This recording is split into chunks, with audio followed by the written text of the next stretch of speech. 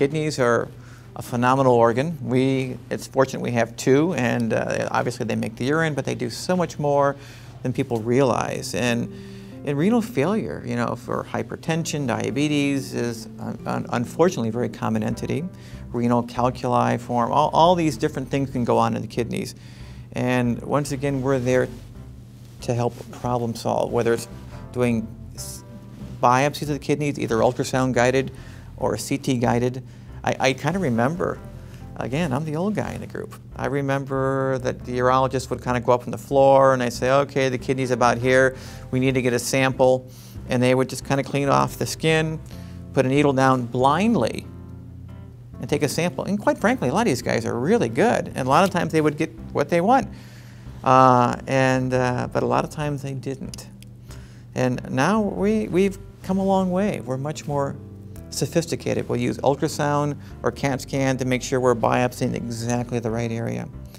And what's happened with CAT scan is that people have a belly pain, they get a scan, suddenly you see this kidney tumor that no one knew about, and probably it was clinically silent, and they just happened to be imaged for something else.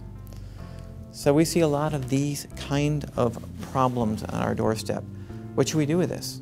Should we treat it? Is it a cyst? Is it a solid? Is it hemorrhagic? Is it all these different questions confront us, and so we'll either sample it, we can do cryoablation, we can say, you know what, we have enough experience, leave that alone. You know, get a follow-up ultrasound. So we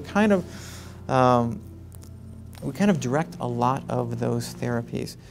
I tend to be the guy that does a lot of when people have blockages of the kidneys, of the ureters going down, and they try to go from below through the bladder and get up past the blockage. Urologists will try to do a cystoscopy, you know, going into the bladder and putting a tube up past a blockage of the ureter. A lot of times they can't. So we're the guys that call and say, hey, this is blocked. If you don't unblock this kidney, it's going to die. So we're the guys that come in, will actually come in through the skin, in through the kidney, into the collecting system where the urine is, and allow that urine to go somewhere and unblock it that way.